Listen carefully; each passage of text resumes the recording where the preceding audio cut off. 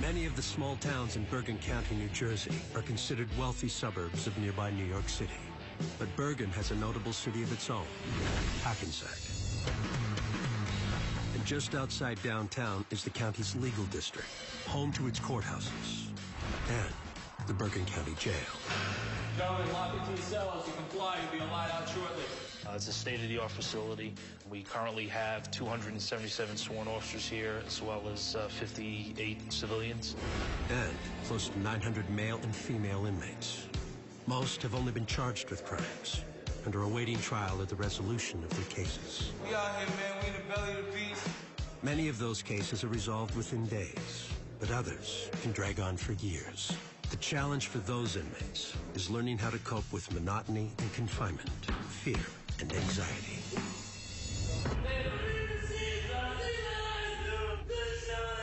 Some meet the challenge better than others.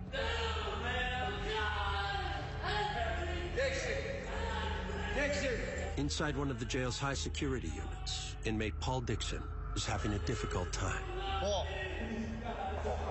nobody's hurting you. Just put your hands through so we get you out of here.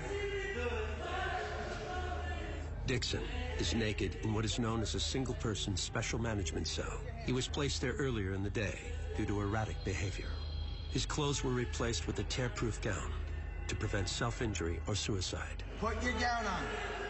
Originally, he was in a mental health housing unit and was medically cleared through a psychiatrist, and he was put in their general population. He lasted about 10 minutes. He was flipping out. Brought him back to medical. They placed him on special management. Put your hands through. Nobody's hurting you. Okay?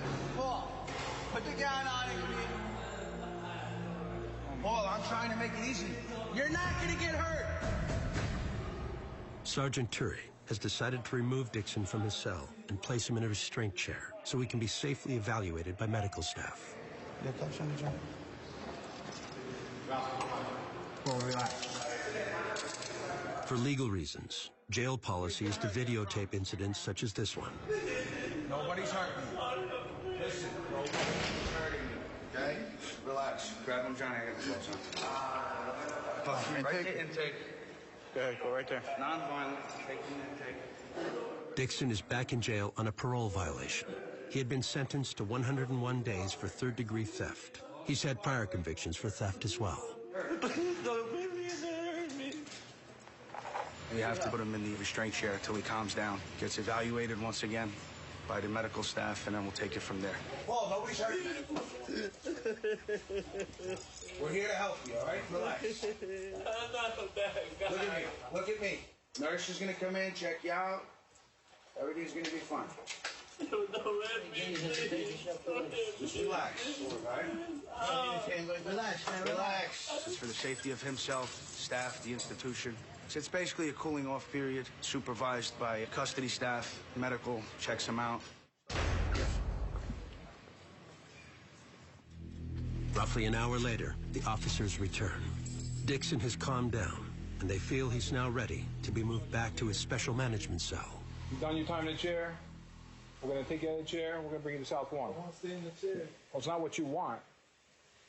It's not, you don't get what you want. This is, you know, you can't stay in the chair. We have to... I can't be in that room claustrophobic. I feel crazy in there. I can't, please. What's going to happen if you go in the room? If you put me in medical, and no, you're not going... in the suit, I won't say a word. I'll go to sleep, please. I'm scared of that room. It's so small. It's making me feel crazy. It's the same size room. That's the thing. I can't. You have a window where you can see the outside. In medical, you have no window. Small. Please, I'm not lying. Please, I start hearing things and everything. Going over there, you chill out, you eat something, and you calm down, and you'll be all right. Dixon continues begging to be housed elsewhere, but after several minutes of coaxing, he agrees to return to his cell. Well, like I said, you'll see mental health tomorrow. In a nearby cell is Edwin Estrada, a friend Dixon met during prior stays here. Estrada says he didn't know Dixon was on the unit until he was awakened by his anguished cries. I hopped off the bunk and my port was open, so I looked and I couldn't really see his face, but I remembered his voice. I'm like, yo, that's Paul Dixon. I know him. Estrada was surprised that Dixon, who's been to jail numerous times before, was so distressed. I'm not saying he was faking or anything like that, but sometimes you really do stress out on him. There's people that are not built for this.